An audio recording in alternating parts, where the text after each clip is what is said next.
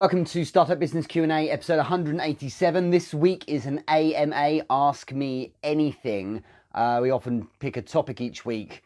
You vote on topics and then your questions come in. But this week I thought, let's do an AMA. And we do one every so often, don't we? And you can ask any question at all about startup business. So we've been doing this for a long time, as I say, 187 weeks. So thank you those of you who are joining right now. We're live on Instagram, Facebook, and of course LinkedIn as well. It's been an amazing weekend. I hope you lot have all had a good one as well. Really enjoyed being at Warwick University on Saturday for Warwick Congress. So the likes of Aston Martin were there, Financial Times were there, City AM, which is a big newspaper in the city, Visa, lots of other cool guys as well, and I was doing a session on LinkedIn, so that was really good fun. So thank you very much everyone who jumped in and joined. The workshop was really good fun, and a lot of people are already posting more on there, and so it's interesting to see what comes out of it. Today's session, on which is an AMA, is like literally any question you want on business. So I've had a few already sent through Facebook yesterday. Thank you everyone who's done that.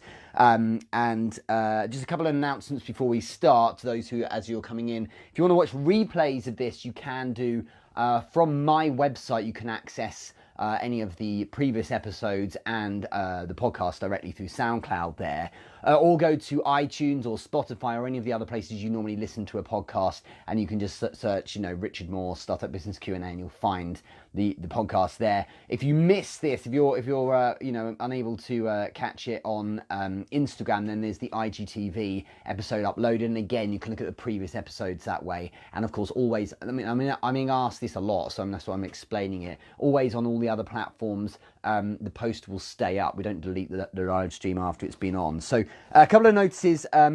Thursday this week is Atlanta. Okay, so over in Georgia in the US, Entrepreneur Business Live Atlanta. We had January off and kind of February, right? So it's the first event of the year. To kick us off. The following week, so next week, we've got London. So on the 4th, we've got London.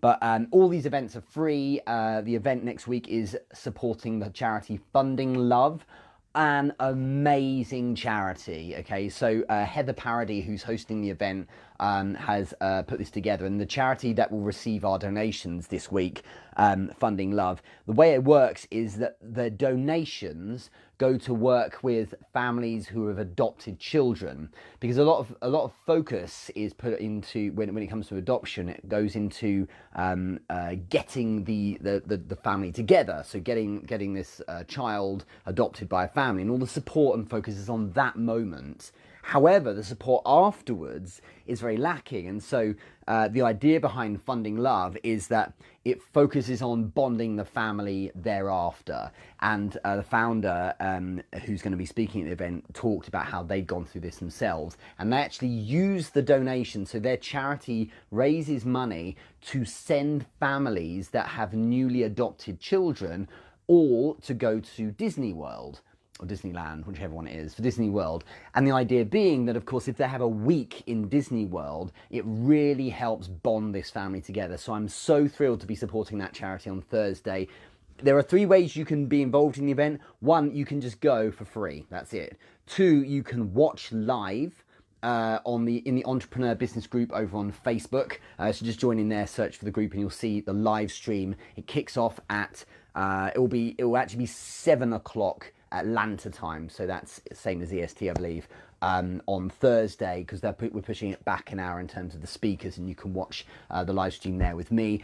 And the third way you can get involved, if you can't make it and you can't watch the live stream, you can still donate. You can go to the Eventbrite. If you just go to therichardmoore.com, you can actually grab a ticket and you can directly donate there. So thumbs up if that sounds good. I mean, I'm really pleased that we're entering this is going to be the 3rd year that we've been involved. So we started in 2018 back in July, but I'm so pleased that these events are driving money into charities, and there's some really amazing ones we're working with, but one like Funding Love is really exciting, so I'm really pleased. You've got Randall Blizzard, Joe Pilger, and Joy McAdams will all be speaking at the event in Atlanta as well. So do join me watching the live stream or attend if you can make it. Just want to shout out some people joining in. Rian Brutz, good to see you here from South Africa. Tima El Haj is watching as well from Melbourne, and the Tim Brown watching from Drizzly, UK, I presume, right here, like me.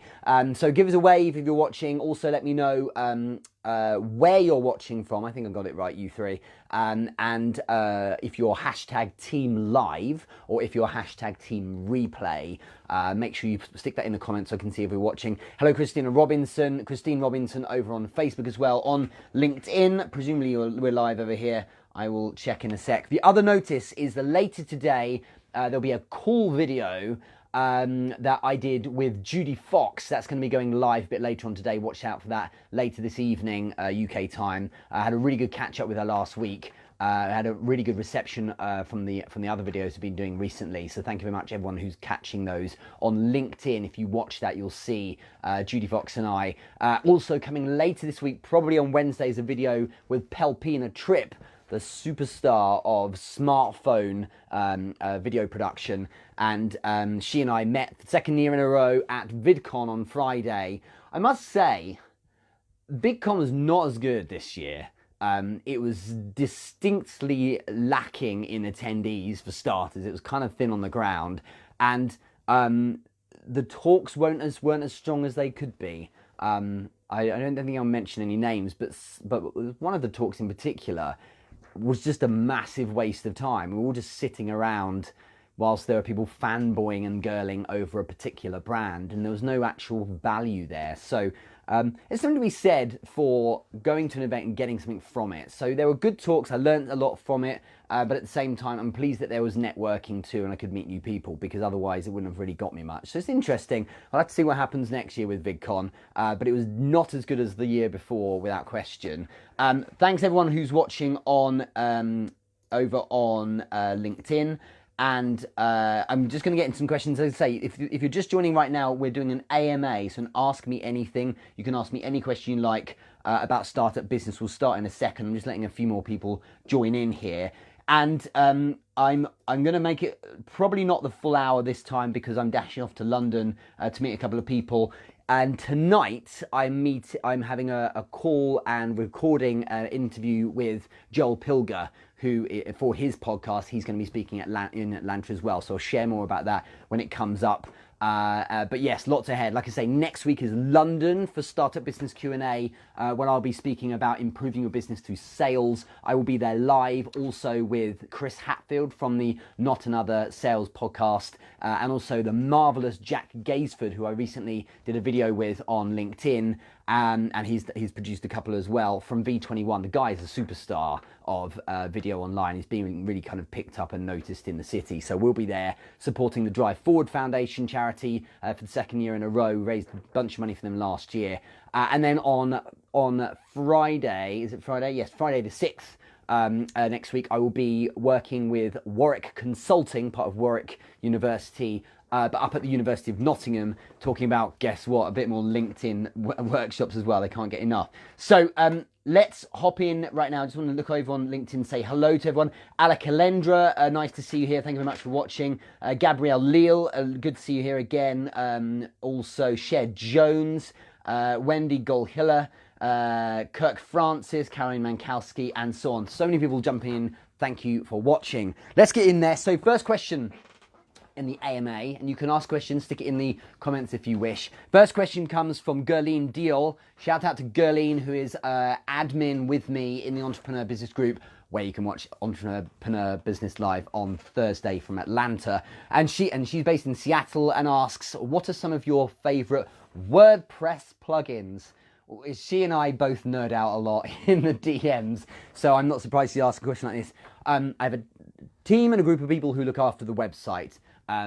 So they have many more plugins in there than I actually use, or even probably aware of. The two that I love, one for obvious reasons, is Stripe, because it allows me to receive cash through the website. But more seriously, I like that that plugin because it makes life very simple in order to seamlessly kind of automate the e-commerce side without too much of a haircut in terms of how much I pay them.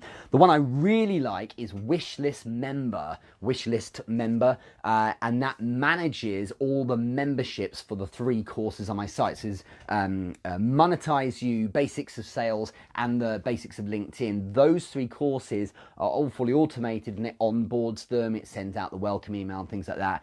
And it's very simple to add new members manually should I need to. So it's my favorite one, and you get a lot of good insights that way too. As someone who is nerdy but not spending his time with the back end, if I need to get under the bonnet and tinker or help someone's membership, that doesn't happen because it's automatic normally, but if I need to, then that's my favorite. So that's the answer to you. Carolina Mankowski, who I think is watching on LinkedIn from over in Florida, has said, I'm putting together an online course. That's quite a nice segue, isn't it? And I don't know how to price it. Are there any tips? I need more specific. If you need more specifics, I can share that. No need for specifics entirely, but it does depend. The reason why it depends is because not every online course is the same in its purpose. I presume all courses are great in that the person who's built them really feels that they are premium and quality, but you need to think about where in your sales process your online course actually sits. Mine are very top of funnel, not actual top of funnel, but quite close to it. So it's in what's known as a sales ladder. My courses are quite close to the front. A sales ladder is a set of products or a suite of products or services that you would sell that have an increased level of involvement and price as you go up the steps. The first step of a sales ladder typically is a free product or content. This right here, such a meta answer. This right here, this live stream, if you like, is almost part of that sales ladder. It's top of funnel stuff. It's free quality, I would like to think, free content, something useful for you to consume. But it's things like, a great example, for instance, would be where there's some sense of a transaction, not of money, but of an email address. So in my case, every Monday, later in the day, so in about 5-6 hours from now, there is a newsletter that goes out. So my weekly newsletter, the Entrepreneur Business Bulletin, shares latest content from this world each week, including a digest of my content and, how to get tickets for events, things like that. And that newsletter, thank you to Mona Nairi for actually building that and researching it, you're amazing, is completely free. You literally, the transaction is you give your email address and that is what you receive. And so that kind of first step of the funnel allows people to say, with minimal risk or giving up of cash or anything, do I dig Richard more? Do I like his stuff? And again, this is why we use things like live streams and that to get people a sense of what it's like to be involved with me. Then the next step up from that is my courses. So the first one is around $100, and that allows people to test me out with high value product at a very low price point. In terms of the value you actually get from that product, those courses are, if you actually did what they like Monetize You, some people who have done that course and then messaged me, they're like, I made $2,000 in the first fortnight by using Monetize You. People have made a fortune off that thing because it's about how to leverage knowledge you already have to generate income. I literally explain even the wording of how to close people in online selling of your own services. So like those things are worth a fortune in terms of the value, but I put it at such a low price point so people are like, wow, that really makes a difference. What else has he got? Then there's Basics of Sales. That's a slightly higher price point, for example, or a phone call with me one-on-one, and then we can transact that way, and we can have some intense value across an hour. And then it goes deeper, and then as you go up the value ladder, you have more premium products and so on. So the reason why I'm bringing all this in is because it's important to understand where you want that to sit, Carolina. It may be, and some people have this, that you've made an online course that you're going to give for free as for want of a far better word, a bait for people, or your first step of your value ladder. You might be like, do you know what? I have faith in my ability to warm people up and excite them through this course, so much so that they will want to come to me for more help and therefore buy something else that's maybe of a higher price point. So some people would give an online course, a premium one, for free, because it's a way of bringing in a volume of people. Many of them get sold on you through that, and then they want more. And of course, then because they're sold on you, they love how you vibed on that course, they then go and buy the next thing. And it shows those that buy my courses tend to be the people who then go and buy the other stuff as well. Okay, so that's one way of doing it. Then you might have it sat squarely in the middle of your value ladder. You might have some cheaper products, and then you have this one, and then you have something further back. Then you get people who do a slightly more premium vibe to it, and they might sell their course for $1,000. And the truth is, it's about what you're planning to do with it. I know some people who have an online course, okay, recorded video and all that kind of thing, an online course as their back-end product. That's the thing they are taking you through the other little products towards in order to ultimately buy, because that's where they will make whatever amount per person per course. And so that's what you've got to ask yourself. It's not how much, how premium your product is necessarily, it's where in the value ladder you wish it to sit. It's so wrong to say to yourself, do you know what? Everyone charges $97 for a course, I should do the same, because it might be that is something that they're doing because it sits in a certain part of their value ladder. So ask yourself, is it something that actually could sit in the front, excite people, and make them think, wow, I would love to then buy the next thing, which is maybe 2x or 2.5x the price of the course, to maybe then have, I don't know, a call with you or whatever it might be. So think on that. That's the bit that needs to be answered first, not anything else really. That's the way I look at it. Next question, but good one. Hope that helps. Tamika Sears has asked, what advice do you give to someone who has an awesome idea, but no idea what to do for step one? Well, I come across this a lot. And this is the fun thing about working with startups, is that there's often so much talent and ambition, but there's a question mark over what do you do next? And without question, whatever your great idea is, you have to have some kind of an MVP put together. MVP stands for minimum viable product. Not the perfected, polished, ultimate, final iteration of your product, something that technically works. So an MVP, I would say, is a great idea to test it, because you may think it's great because it's your baby, but unless the market suggests that, then A, you don't know if it's great or not, and B, you don't know where to make the changes and iterations. So if you have an MVP, something thrown together, what you end up with is something that you can build on the ground whilst getting feedback from the market, and you're putting it in front of people to test out and get some feedback. And hey, you never know, you might end up getting testimonials. And I've done an MVP of a product before where I hadn't finished building the whole course.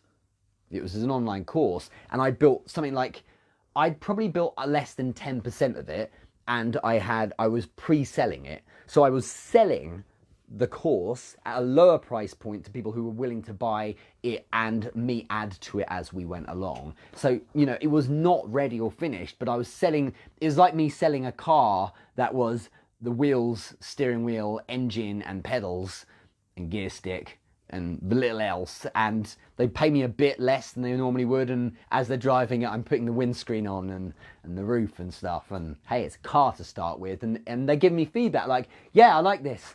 Could do with a roof, Richard, so the roof goes on, and so I'm working with the market as they're using it, and that's one way to do it. So if you have an awesome idea, you don't know if it's an awesome idea unless the market says it is, really. And so a good idea is to put the thing together in a bare bones configuration, start getting feedback from people, share that you're building it, get it into hands, basically, get people trying it out, and say, hey, whatever it might be, maybe even try it for free. Excuse me, maybe even try it for free, and give me a testimonial after 2 weeks or something like that. Okay, so that's one way of doing it. And If you have an awesome idea that is already an MVP, then you should be trying to get it in front of people and looking at where you might pre-sell it, which means taking some money for some use of it, perhaps as a bit of a paid trial of sorts. It's a really nice way of getting things started, but that's the focus. It's not building a website.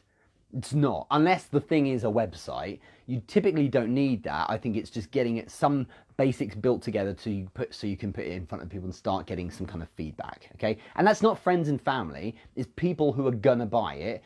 Get some testing going that way. So really good question. Thank you, Tamika. We want to shout out a few people jumping in here. Diana from over in Melbourne is on Facebook. Lee Everett as well, my man. As well as Daniel Nunez is here. Nice to see you. Visual Timmy on Instagram. Do you take live questions on stream? Yes, pop a question in the comments. This is an Ask Me Anything on Startup Business, week 187. Rianne over in South Africa has asked, what is the better CRM program to manage up to 100k e-commerce customers, so 100,000 of them? This is an interesting one. I think there's a lot of different ones you could use. I've worked with Microsoft Dynamics before. I've also worked with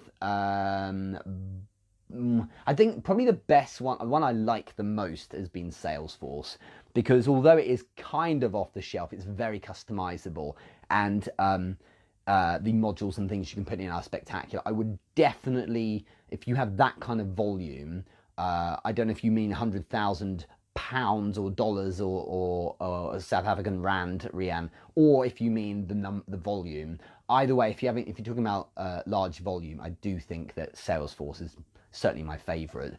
I found Microsoft Dynamics to be a little bit on the difficult to use side, to be honest, but that's definitely my approach. Karina Palatinic, hello to you. Giga Motivation, nice to see you as well. Benjamin Bond 007, Vanessa Maniai, very nice to see you too. And Tima El Haj, thanks for all the comments on Instagram. Let's hop over to LinkedIn for the next question. Carolina Mankowski helped a lot. Thank you, that's good. Anshul Grover, hey Richard, I'm 17. I just got started with my business, worked with a few people but struggling to get sales. I sell web design to podcasters. Would appreciate if you can give me some tips. Thank you. So one thing I've seen people like you do really well is go to a podcaster and remember that podcasters don't need one piece of web design and things like that. They need a number of things being done. If you can do design in general, give them a little bit of a taster of something for free. Like, I've done this quick design of you, for example, or this is a page you could have, and throw that over to them. That's what a lot of people are doing nowadays. And I had a guy the other day was using the website Loom, LOOM.com, and he'd actually built a whole landing page for me, which takes the guy no time because he's a web designer. And using Loom, he'd sent me this recording of a video of him on Loom saying, hey Richard, here's what I think you could add to your website. I've built it for you. What do you think? You navigated around. It was like a 5-minute video. I can do this with it. I can do this with it. I felt this and this and this made sense. And what he's doing is he's saying, here's what I'm like to work with. He's saying, I paid attention to your website, and he's like, here's the value, I've already done it, and he's giving me the convenience sell of, if you just pay me, you've got this, and it's done, and I've shown you how it works really well. So actually going a bit further than just pitching outright is a good idea, because without a shadow of a doubt, the thing I get pitched the most is web design, websites, and SEO stuff, to the point of severe boredom of it. And now if I get an email, which is usually, it's just classed as spam, man. If I just get an email, hey, I do SEO, it's not going to work. So the initial pitch like that's not a good idea. What I would say is you should get in with podcasts as well. Dare to listen to their podcast. This is what I would do, because I take the longer route. Listen to their podcast, then send them a message about how their podcast was interesting and what part was interesting. Don't write, hey, your podcast is amazing, because all you're going to get is thanks. What you need to write is, I liked how you did this, and then ask a question. Sorry, it takes more time, but the reason why you do it is you actually get better interaction. So you ask them an interesting question about the podcast that you've bothered to listen to. And then what you can do is start building a bit of a connection with them. Then you may choose to talk to them about web design if you want, but you don't lead with it because people don't want to be pitched to. And in 2020, people are used to being pitched to, and it's boring. And they are conditioned, all people now pretty much, are conditioned to be turned off if you pitch them first. So it doesn't matter how good your pitch is. If you pitch someone first, you're turning them off because that's how they're conditioned nowadays. So what you need to do instead is take a little bit of a longer route. That's my advice. Hopefully that helps, and good luck with it. Keith Klizark, closing can be so difficult. It can be difficult unless you've got something that someone really wants, or if you spent your time, as I've just described, building a little bit more trust and not focusing directly on the transaction. That really does make a big difference. Sher Jones, AppSumo has a lifetime deal on Wishlist Member. That's pretty good advice. Wishlist Member, I mentioned a bit earlier, as a WordPress plugin. Thank you for sharing. Anna Calendra, sweet, looking forward to seeing you. And Jack, you're coming to the London event, and that's excellent news, next week. And Cher Jones, oh wow, I'm going to this social media marketing world next week. I hope it will be good. I thought about going to BigCon but could only do one. I think I chose right based on your review. I don't know if the one over in the States is any good this year, but the one in London was average. You know, it's interesting. You know, I think I challenge all of you to do this at the next event you attend, which is, if you go to an event, it's often different and you get to meet new people, and it's tempting to go, oh, that was really cool. And what you really might mean is, I had a fun day out.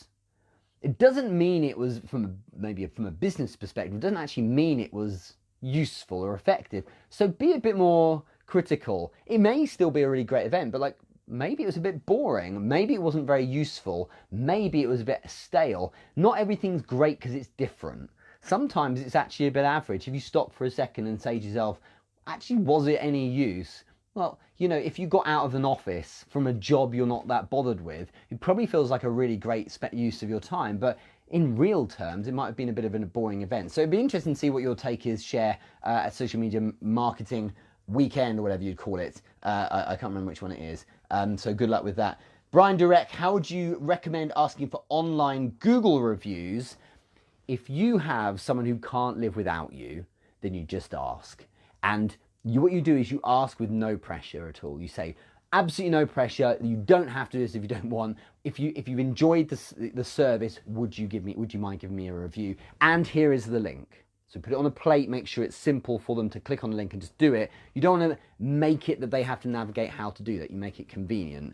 And what you do by taking the pressure off, it allows people to say no if they don't want to. And it also means that if you work the volume approach, you'll get a few of them. That's the thing. Just ask is the best thing. But don't do it with everyone.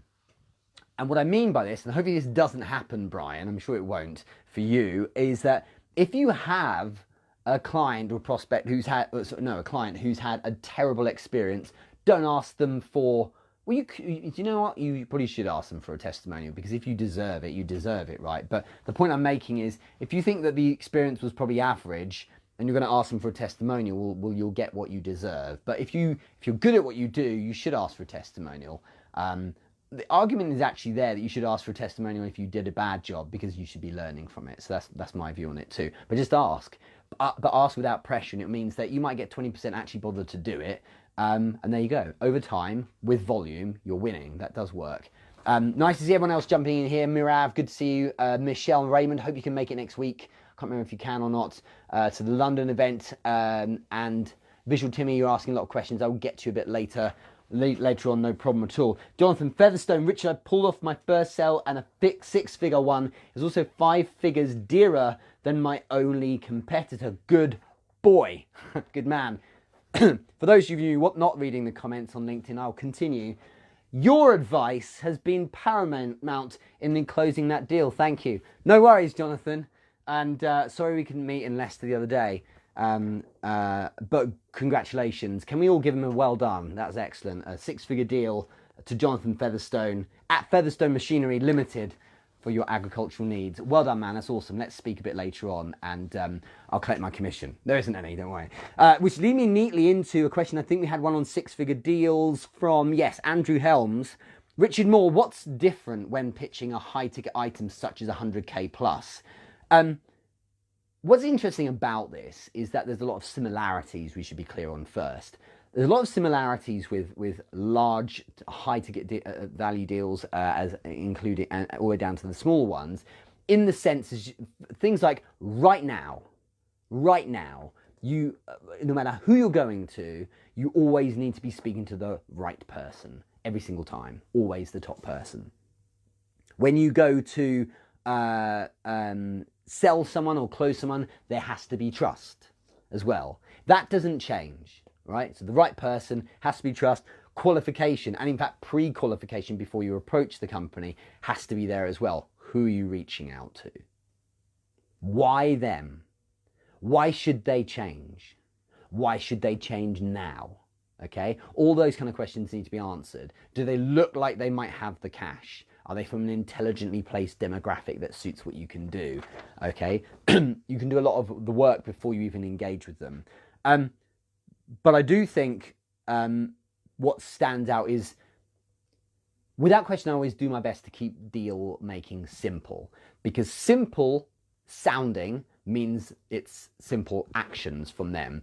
If something is made to sound complex, and the hilarious thing is that people do this all the time with small deal values, maybe a couple of £1,000, people will make it sound super complex. Then you get committees and more people involved and a huge proposal, and it's like you're making a couple of thousand for a year's work. It's absurd, and you know it doesn't make sense. When it's all deals need to be kept simple, super simple. The truth being that most buyers don't want all the depth and complexity underneath the bonnet. They just want the magic. So what is it they get? The very top line, the main benefits, and how, you know, what are the next steps. They don't even care how you do it or what it is. They care about the results, really, against what top benefits they're going to get. So the focus should be on that and keeping it simple, but you can't escape that the bigger it gets, the more scrutiny that does come in when it comes to deal sizing. So I do feel that with the larger ones, the ones that have been 100 grand or so, I have definitely had to build a bit more trust. Or maybe a better way of putting it is that the trust has always been there, but I've needed to build a deeper or stronger relationship with someone. So the ones I've done, if I think back to the very start point of the 100 grand deals, 100 grand plus deals, there's one I've done that's getting on for about 100, and it'll be about 150,000 or so recently. It was a really important one that started with a long-term relationship with someone that developed into a good relationship with their inner circle as well, and massively tight communication with them, certainly at the start as well.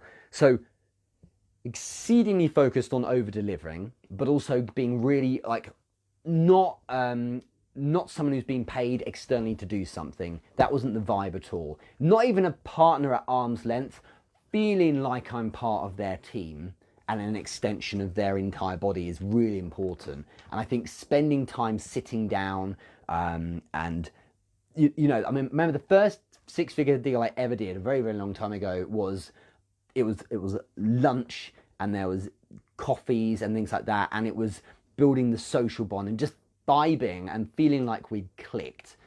That mattered so much more than what we're actually offering. What we're offering was tremendously simple, but I do remember focusing a lot on just making sure I was, you know, not trying to get out the door or just get a proposal sent over, but actually spending time getting to know the person, because without question, by a light year, the trust and connection thing matters more than anything. So I think that what's different is that there is there's a need to really trust you a lot more, because they're going to spend typically a lot more money. And it depends, because it might be a very big business, in which case it doesn't matter too much. For instance, on a 100 grand deal, that isn't too much money for some companies. But I do feel that if you spend time with them on more of a human level rather than pitching at them, that kind of extra does make the difference. And the older I get and the more experienced I get, just it confirms it more and more that those who want to work with you are the ones who think you're a good guy. and that's your foundation.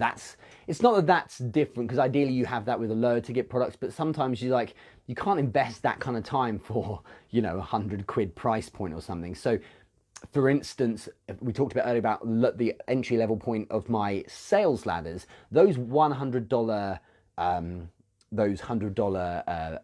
online courses I sell, there's not me whining and dining and Rolls Roycing the people who are buying it as much, but they're still getting a lot of me, because typically the people who buy those courses map to the people who have experienced these live streams and enjoy the content, and they are getting a lot of a sense of what Richard Moore is about, which is massively why if you do video content, you beat those who do text only, because the person who will ultimately buy from you gets a sense of what you are really like. You can't convey it nearly as well through text or images, because you don't get a sense of the person as much. So that human connection and trust is the thing that it isn't different, but there's more of it required. I think there's a few other things as well we could say, but that really stands out for me. So really, really good.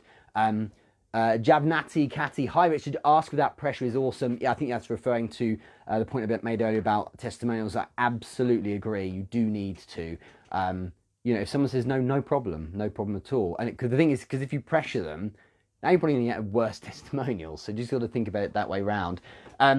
Quentin, thanks so much for jumping in and watching over on LinkedIn. I'm looking forward to seeing Quentin Allams, known as Q, from Humans That Game podcast, and of course Urban Misfit Ventures, over in Miami on the 16th of April. We'll be over there for a very large Entrepreneur Business Live hosted by Brian Durek, also with Jackie Hermes, Shay Robotham, and Shanae Moret as well. We're focusing on scaling your business and growing in 2020, and we've got capacity for 180, so I'm excited about that one.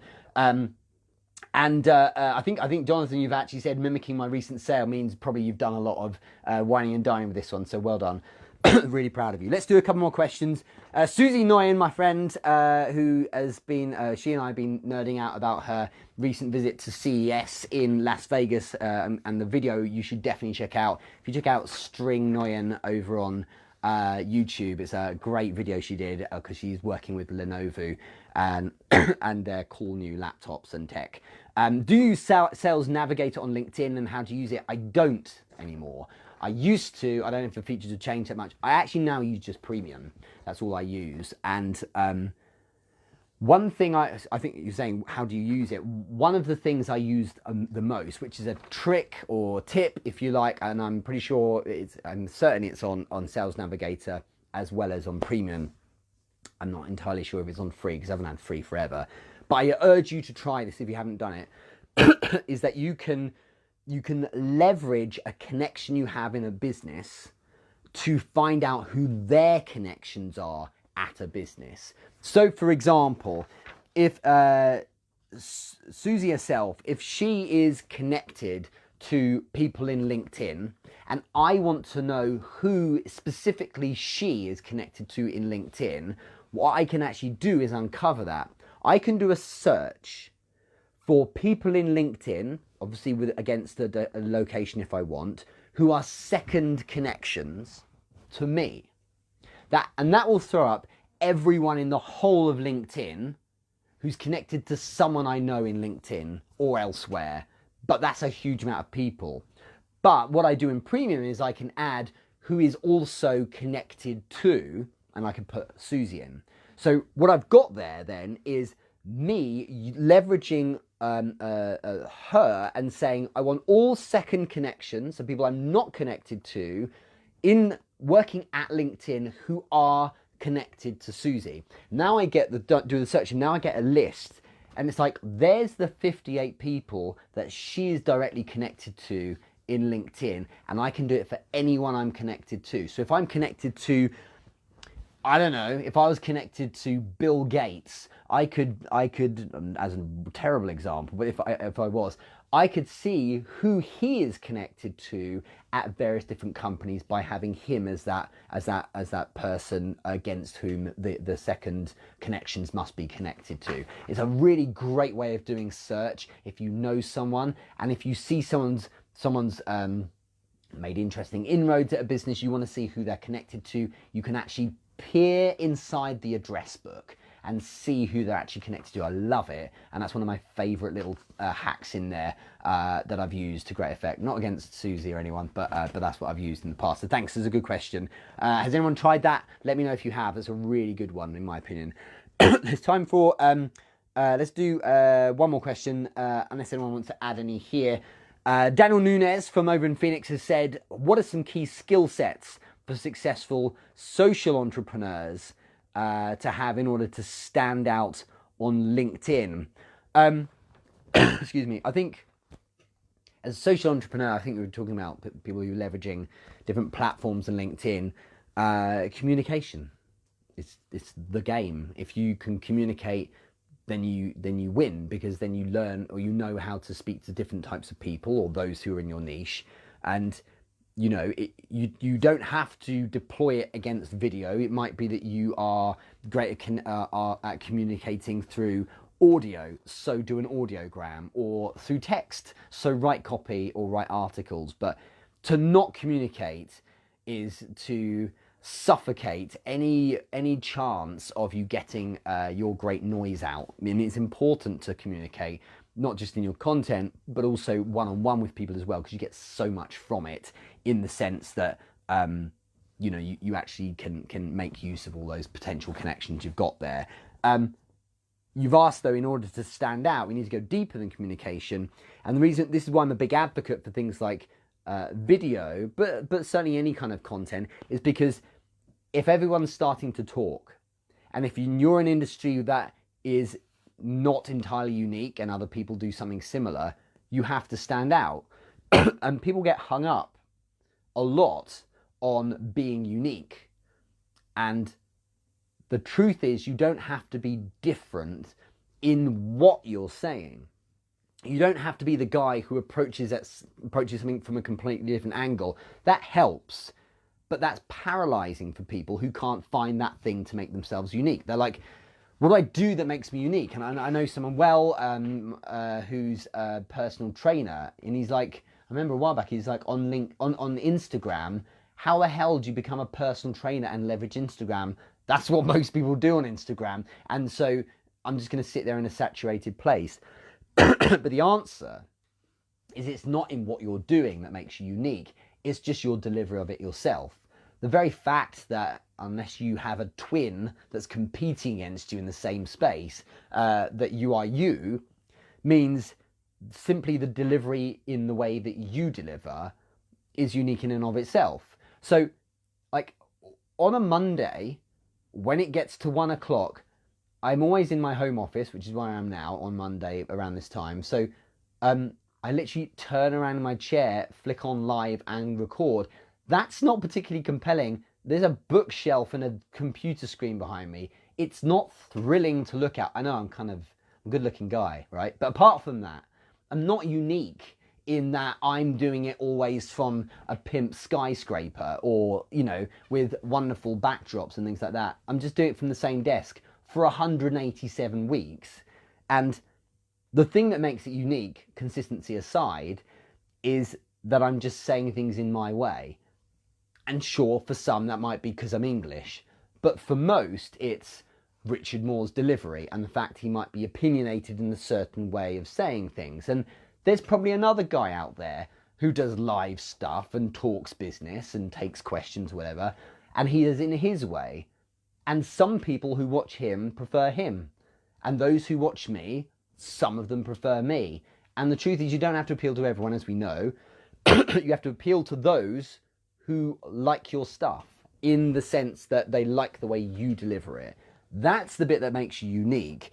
And therefore, the skill set is actually, I hate the word authentic, but it's, you know, it's important. You do have to be authentically you, in the sense that you just do it, like, just be yourself.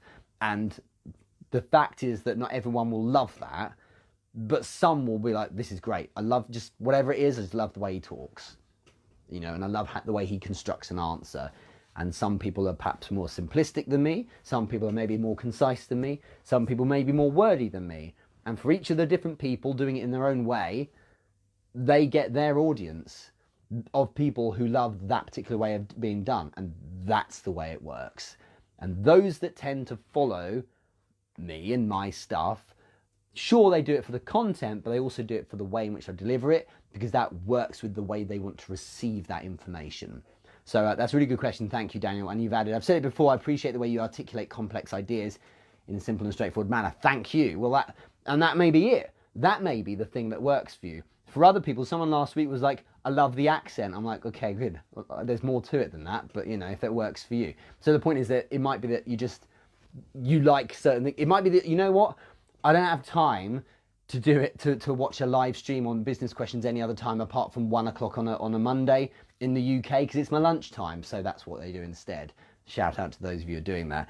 Good questions. I think I actually had one more here. Max Mirho, my friend over in Pittsburgh. What tools do you use for your day-to-day business? What CRM, expensive tracking, etc.? I'm exceedingly lean, Max, and it's interesting that I think you can overdo all the tools because you end up then having too many tools. I have an accountant. It makes life very simple. Having an accountant is one of the best things I've spent money on ever. That and a cleaner for my house is a big deal, having that too. But an accountant's valuable. QuickBooks feeds straight into them and they know what they're doing. Then life's very easy. But in terms of my day-to-day work, Google Drive is, for two reasons, a really great thing. I use it massively because I can do everything on it, from spreadsheets to holding documents and videos and content, things like that. So, but I can share that with the client. They can have their own folder. We can have that as like our case folder for working together, and we can share stuff within it. So that's one reason. But the other reason is safety. Because Google, touch wood, Google's ability to securely look after stuff on Google Drive is far superior to mine on a laptop or a hard drive or or on a PC or on my phone. And if you look at how I use Google Drive and how I use the social platforms, they are the depositories of my video and content. People say things like, wow, you do so much video, Richard, you must have have you got hard drives everywhere storing it? No, I get it off my devices as soon as possible. My laptop has literally nothing in it. The downloads folder is empty. The desktop's empty. The recycling bin's empty. There's nothing on it. I want that thing working super swift, nice and quick. That laptop accesses my Google Drive, from which I draw down all the information I need. Just need an internet connection. Even if I don't have that, I hook up to my mobile. Same on my mobile, leveraging platforms. Keeping stuff on the cloud or elsewhere is wise, I think. So, for example, I have on my phone, if I record a video, it gets put onto Google Drive. So my man Dan Norton and his team will build out the video and post it. Then I delete it from my phone. I don't want it on my phone because it's just clogging it up. If I happen to want that video again to post somewhere else, well, it's on Facebook now. So just download from Facebook. And this is always funny because there's always a few people go, oh, but Richard, the compression, Richard. And the quality's not quite as good. It's like, no one cares. No one cares. It's on mobile. Everyone's watching on mobile. It doesn't need to be 4K. And if you do care, well, then go work in a world where you have to have huge amounts of storage. But for my world, it's fine. If I record in HD, upload and download all day long, via Facebook, the compression's there, sure, and the quality's maybe not quite as good.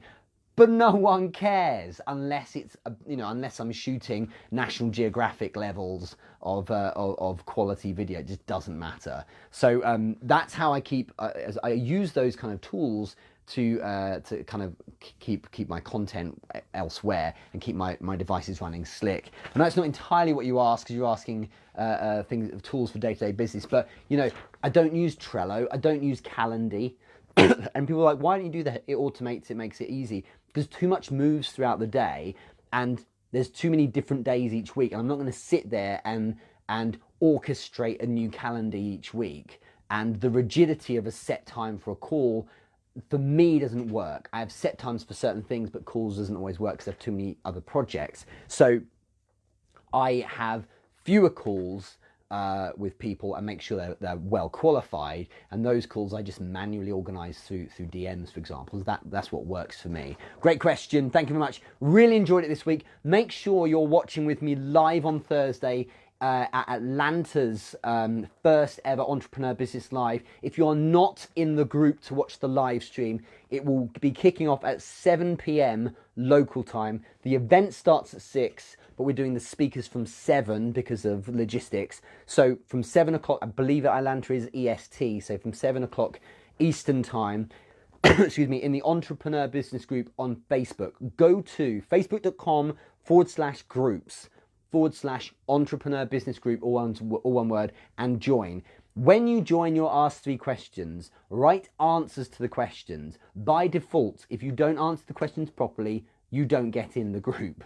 So put some effort in. Okay, so it's simple questions, they're not difficult, but just answer the questions and you get allowed in at 7 o'clock on Thursday. And indeed, every single time we have an event, you can watch there live. Or if you're in Atlanta, go along, it's free. And if you choose to donate, then we're supporting Funding Love, for an amazing, amazing charity who work with families involved in adoption, sending them to Disney World. So it's absolutely fantastic. More on that on the event. Thank you in advance to Heather Parody for running it, to Randall Blizzard, Joy McAdams, and Joel Pilger, who I'll be speaking to later on today, about for speaking as well.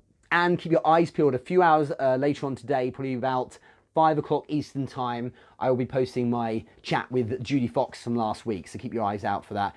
Sushi, thank you very much for the little note there. All the way from Singapore. You're coughing a bit. Take care. You are precious. I'm off the antibiotics now. I don't have coronavirus, thank goodness. But yeah, it's been like 3.5 weeks of the cough. It is almost gone. I'm about 20% left to go, I think. But I appreciate it. Have a great day, everyone. Thank you very much for watching. See you later. Instagram, take care. Facebook, see you soon.